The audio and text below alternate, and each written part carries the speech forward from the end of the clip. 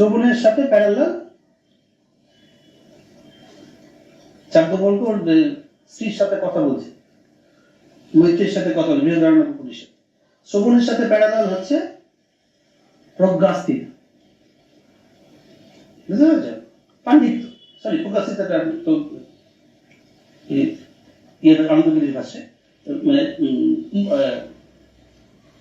এর সাথে শ্রবণের সাথে পাণ্ডিত্য। শ্রবণ তোমাকে কি দেবে? জ্ঞান, পণ্ডিত, সাবজেক্টের উপর প্রোফাউন্ড কমান্ড। ঠিক আছে? এবার নেক্সট স্টেজ মনন। মনন কি দেবে? বাল্যভাব।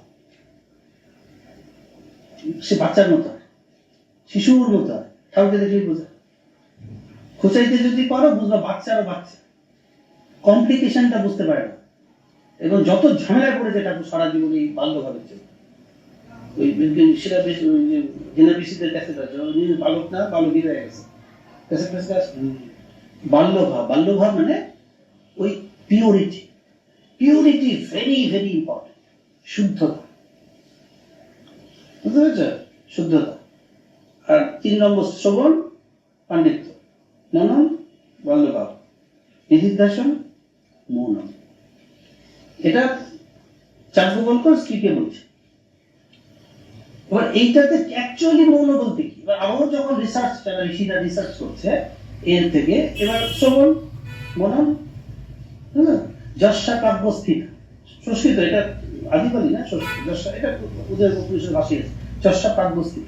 গীতায় যেটাকে বলছে স্থিত প্রজ্ঞ। প্রথম স্টেজে কি? শ্রবণ, তার সাথে যুক্ত হচ্ছে পণ্ডিত, সে স্থিত প্রজ্ঞ, একেবারে প্রফাউন্ড জ্ঞানের উপর প্রতিষ্ঠিত। প্রজ্ঞাটা স্থির, যে কোনো পরিস্থিতিতে জ্ঞানটা কিন্তু টন টন, মানে হোঁচটটা খায়, হোঁচটটা খাচ্ছে, সব সময় হোঁচট খাচ্ছে, মানে করতে দিচ্ছে না দোষ। কেন? মনন। মননে কি বললাম? বাল্যভাব। বাল্যের সাথে কি?